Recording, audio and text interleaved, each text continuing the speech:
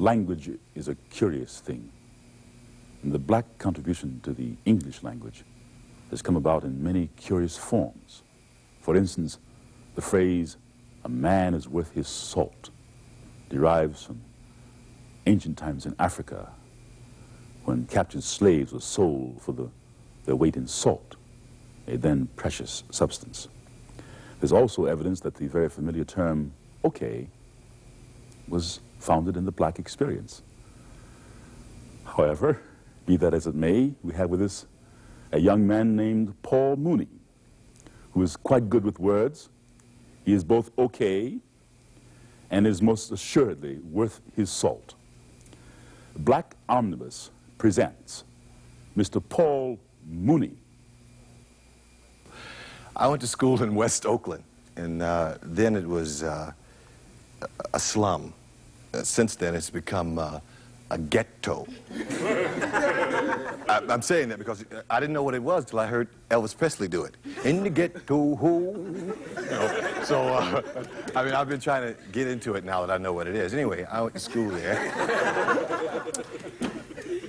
And a lot of my friends, I'm looking around to see if I see any of my old friends. I see one. Or two, maybe three, white people. And no, that's nothing wrong with saying that. No, I mean, I want to realize that because I know the audience is predominantly black. There's nothing wrong with saying white people. And it sounds old-fashioned, but some of my best friends were white. No, they were. And I mean, I had white friends for days. I mean, for real. Oh, I was white back, if you could dig it. And I was into my Endura bag. You know, you get that affected speech, Endura. You know, you heard it, really. And I was as white as they got. The white socks, the tennis, I had my little Levi's kind of washed out. My folks thought I was crazy. They said, "Here come the nut," because I had some little education, right? Endura is dinner. You know, because black people don't do that. You know, they don't do that. White people do. My white friends, they had me trained. I'd say, "Pass the salt, pass the pepper." You know, they look at me so crazy because you know when black folks sit down, it's none of that kind of stuff. Because you know, black folks, it's like beautiful, it's rhythm. It's just you know they sit there. You know what I'm talking about. Yeah. They just be eating greens, as that hot water cornbread. They'd be ooh, this is so good. This will make you slap your mama. You know?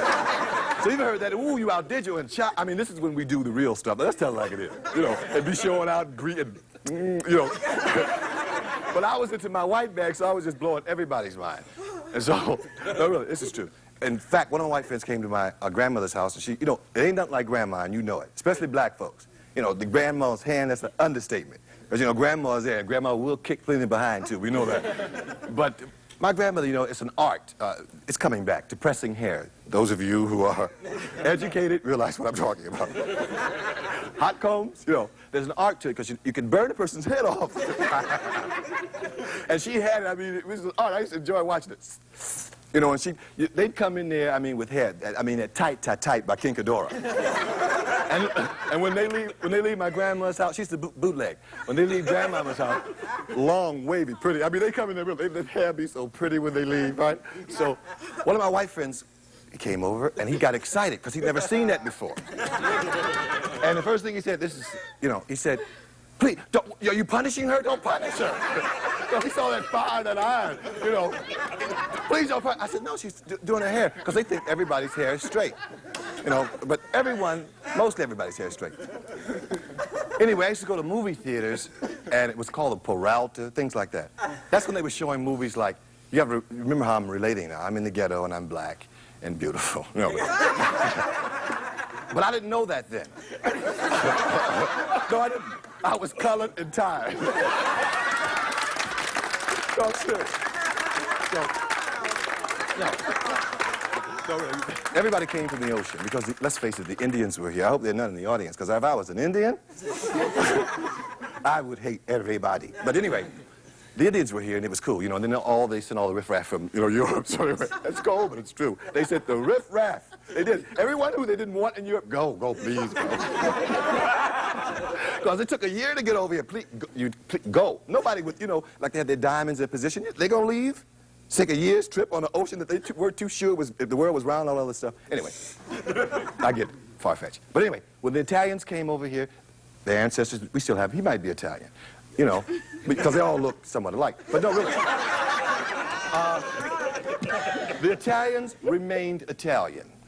Okay, who else came over here? Then the Germans came. The Germans remained German. And the Polacks, whatever, they all remained what they were. Now, I want you to think about this. Then they brought the slaves.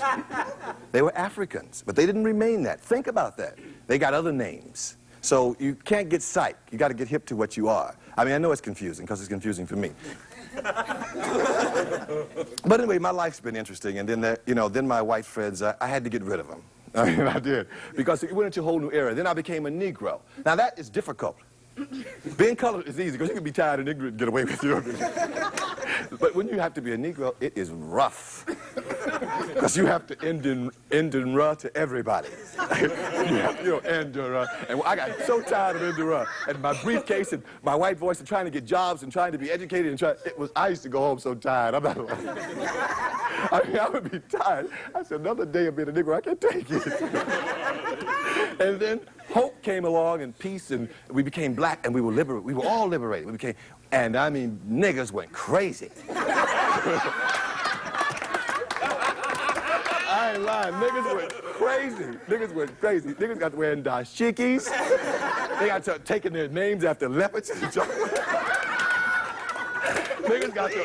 Niggas put their razors away. Because, niggas used to be bad. They used to, with their fists, they jump out and beat you up. You call, and that's another thing. We'll go into that word, too, which is a beautiful word. Because my uncle almost killed a white man one time. That was a thing, and, that was a rep. Because you were from Louisiana or from Texas. If a white man called you, you get out and you put pitch behind, or you couldn't live in the ghetto. White man make the mistake, he'd be drunk, and they'd say, oh, nigga, they get out the car and just beat him up, right? Now if a white man did that, nigga get out and kiss him. Right on. You got it, brother. Right,